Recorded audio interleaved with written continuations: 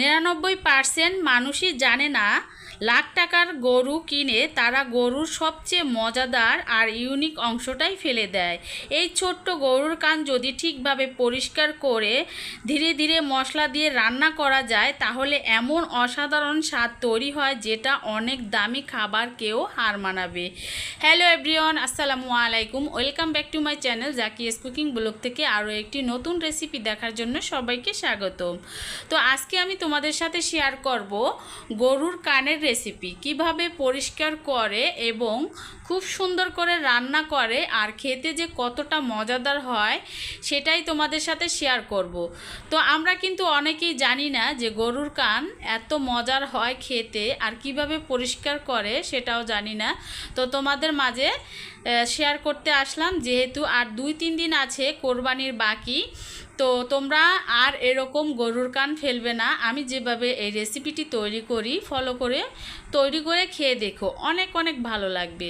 তো আমি কিন্তু বটির সাহায্যে উপরে যে গরুর পাতলা চামড়া আছে সেটা কিন্তু খুলে নিচ্ছি। এভাবে বটির সাহায্যে খুলে নিতে পারো, কিংবা গরম পানির ভিতরে দিয়ে চুবিয়ে টান দিলেই কিন্তু একদম অনায়াসে উঠে যাবে এই চামড়া। তো আমি কিন্তু বটির সাহায্যে দুটো কানই কিন্তু পরিষ্কার করে নেব, টান মারলে কিন্তু একদম সুন্দর করে উঠে যায়। আর এই তো আমার পরিষ্কার হয়ে গিয়েছে গরুর কান দুটো। এখন আমি এই পর্যায়ে কান দুটোকে ছোট ছোট টুকরো করে কেটে নিব বটির সাহায্যে।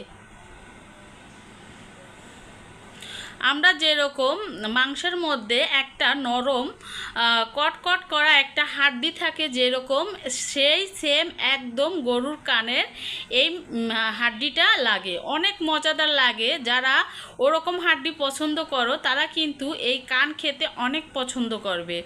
তো দেখো, যতটা সম্ভব আমি ছোট ছোট টুকরো করে কেটে নিচ্ছি। তো বন্ধুরা, যারা ভিডিওটি দেখতে দেখতে এখনও একটা লাইক দাও নাই, প্লিজ একটা লাইক দিয়ে যুক্ত থাকো। আর যারা নতুন বন্ধুরা আছো, আমার চ্যানেলে নতুন, আমার ভিডিও নতুন দেখতেছো, ভালোবেসে চাইলে আমার চ্যানেলটি সাবস্ক্রাইব করে আমার পাশে থাকতে পারো। এবং এরকম ইউনিক রেসিপি পেতে আমার চ্যানেলটি সাবস্ক্রাইব করে পাশে থাকা বেল আইকনটি অন করে রাখবে, যাতে নতুন নতুন রেসিপি আপলোড দেওয়ার সঙ্গে সঙ্গে তোমাদের কাছে পৌঁছে যায়।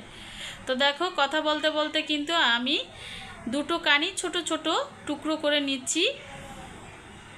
আর এই তো আমার কানগুলো কিন্তু কাটা হয়ে গিয়েছে। এখন আমি গরম পানি দিয়ে খুব সুন্দর করে পরিষ্কার করে নিব।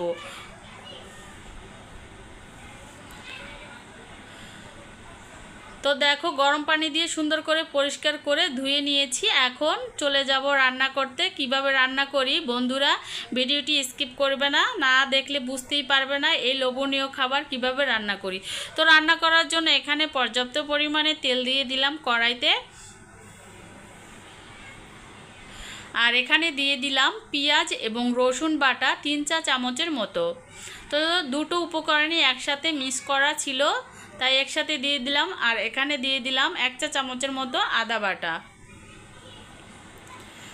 তারপরে এখানে দিয়ে দিব পানি। মশলাটা কষানোর জন্য অবশ্যই পানি দিতে হবে, তা না হলে মশলা পুড়ে যাবে।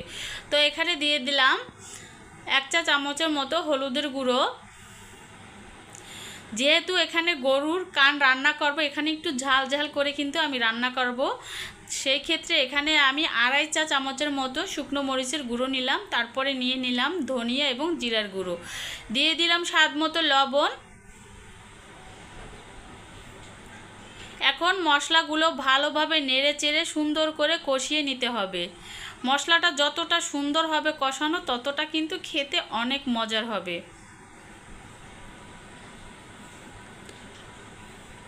তো ঢাকনা দিয়ে ঢেকে আমি 3 থেকে 4 মিনিটের মতো মিডিয়াম আঁচ করে মশলাটা কষিয়ে নিব।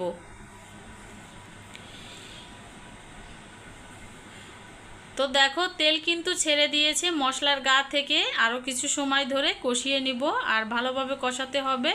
আর কালারটা কতটা সুন্দর হয়েছে শুকনো মরিচ দেওয়ার কারণে।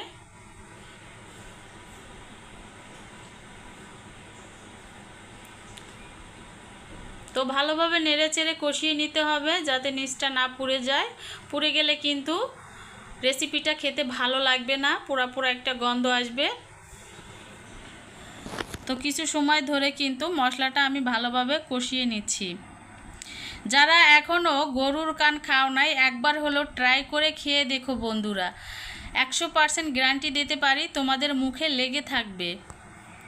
আর এখানে দুটো এলাচ দিয়ে দিলাম ফাটিয়ে, আর এখানে কিন্তু আমি আরও মশলা অ্যাড করব, তো তোমরা অপেক্ষায় থাকো।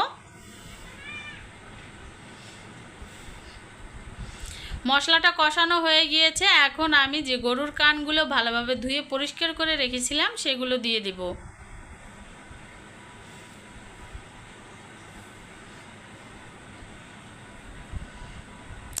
বাইরে হালকা চিবানোর, ভেতরে নরম, আর মশলার ঝাঁঝে পুরো ঘর ভরে যায় দারুণ ঘ্রাণে। একবার মুখে দিলে বারবার খেতে ইচ্ছে করবে। যারা এই খাবার আসল মজা জানে তারা কখনোই গরুর কান ফেলবে না, কারণ আসল স্বাদ অনেক সময় লুকিয়ে থাকে সেই অংশগুলোতে যেগুলো মানুষ অবহেলা করে। তো আমরা অনেকেই কিন্তু এই গরুর কান অবহেলা করি, ফেলে দেই।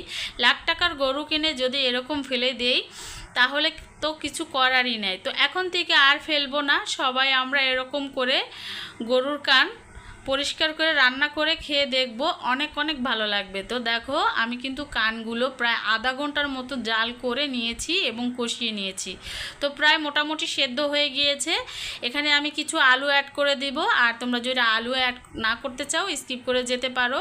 আলুটা দিলে কিন্তু অনেক মজার হয় খেতে, আর যেহেতু আমার ঘরে ছোট বাচ্চা আছে ওরা আলু খেতে অনেক পছন্দ করে, আর বেশিরভাগ পরিবারের বাচ্চারা কিন্তু আলু খেতে পছন্দ করে। আর এখানে কিন্তু বড় বড় স্লাইস করে আমি পেঁয়াজ কেটে নিয়েছি 3টা বড় সাইজের, আর দিয়েছি কাঁচামরিচ।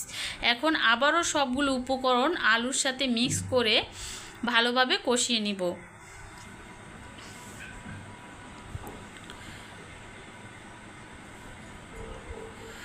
তো ধীরে ধীরে জাল করে আলু এবং গরুর কানগুলো সেদ্ধ হয়ে গেলে আমার রেসিপিটা তৈরি হয়ে যাবে।